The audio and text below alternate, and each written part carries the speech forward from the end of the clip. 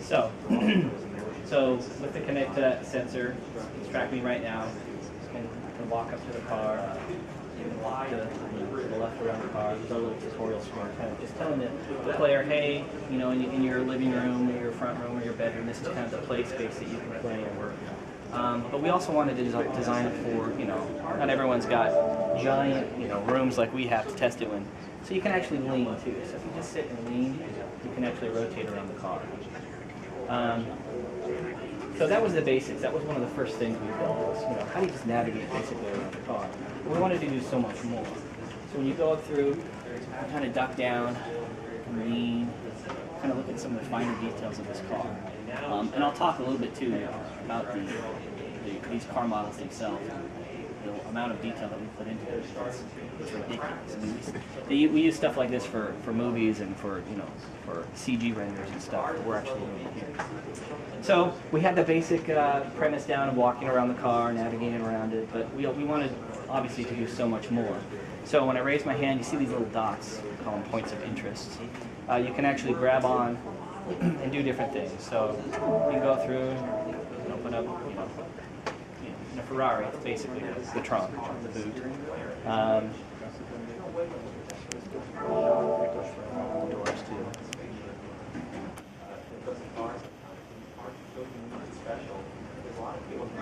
So again, just grabbing, being able to open. But more than just that, being able to open the trunk, we wanted people to be able to go inside. So just walking up towards it, it's going to take you inside.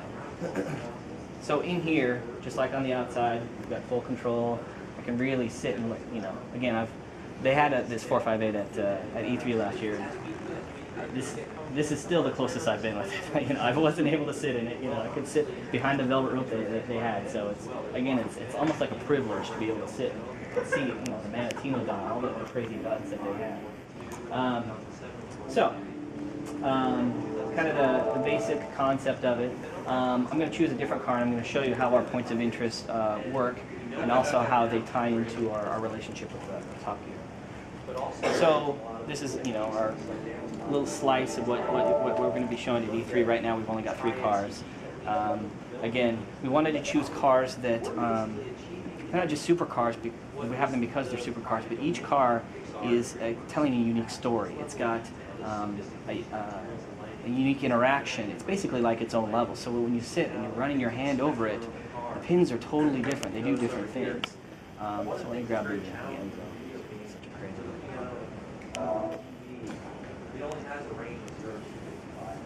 This is the 2002 Ferrari Enzo.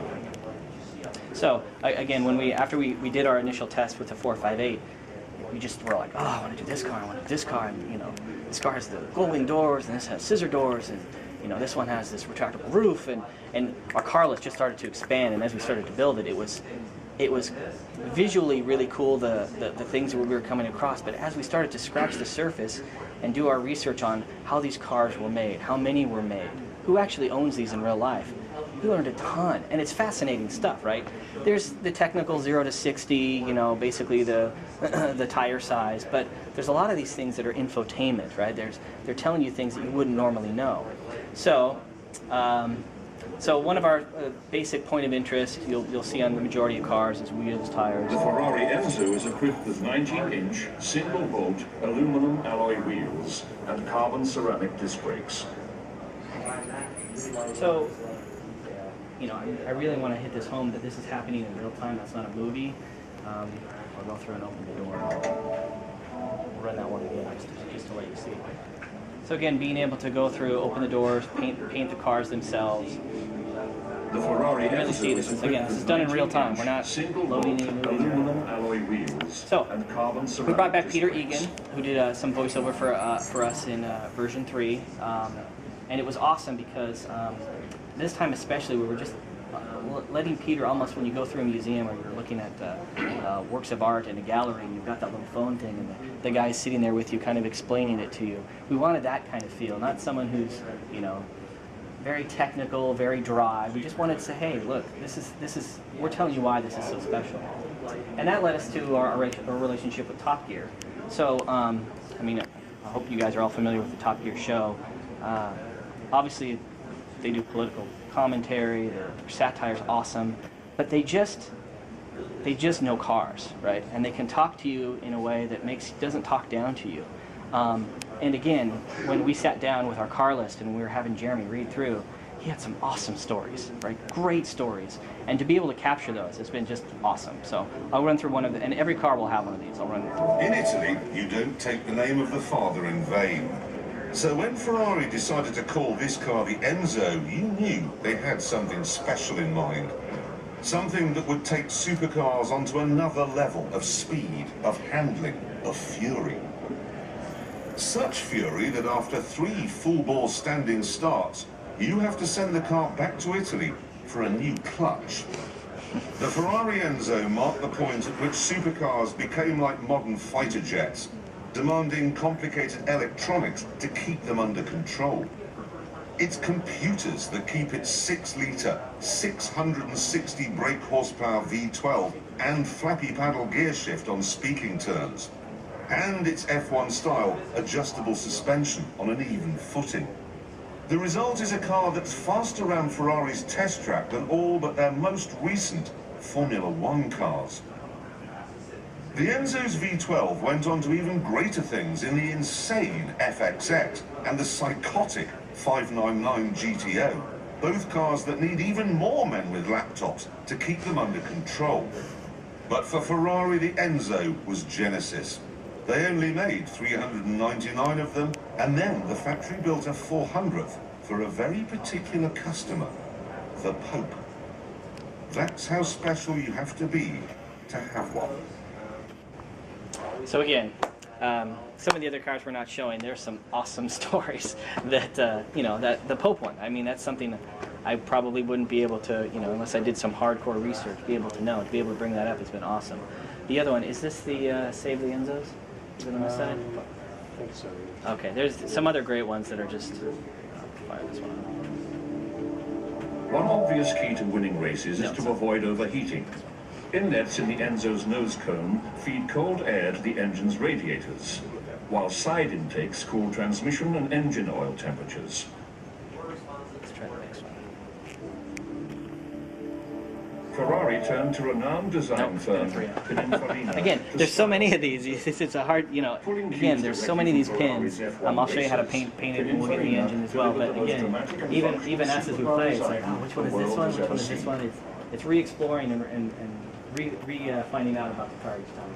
So let me, I'll show you another cool thing. So again, we talked a little bit about the active aero stuff.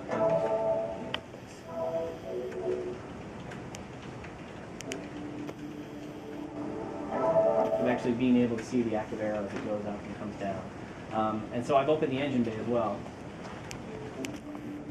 So we didn't want to sit back. We really wanted to show people the amount of detail, again, that we built for these cars. It's crazy, right?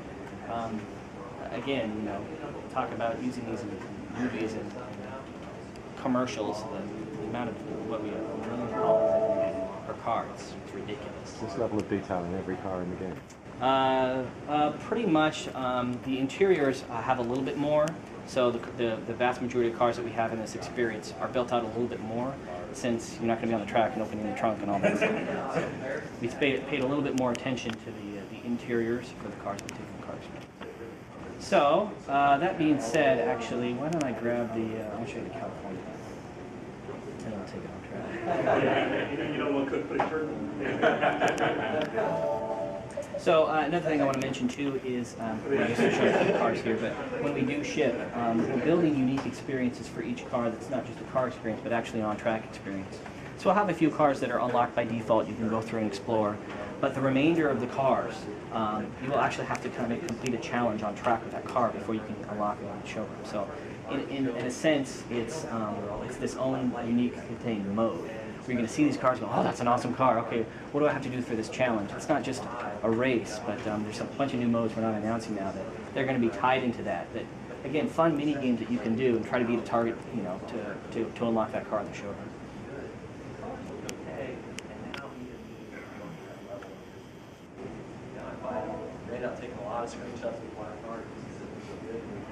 This is the 2009 Ferrari California. So not the fastest Ferrari, but I mean, one of the main reasons why we chose this car was for its awesome convertible.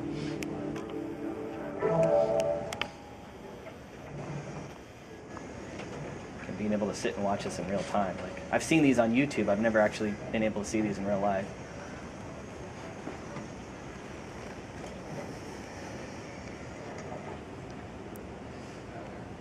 So the Enzo was kind of a nice tour by Jeremy. I'll show you the California tour. He's not quite much of a fan, but still. You might think Ferraris should be mid-engined, and this one isn't.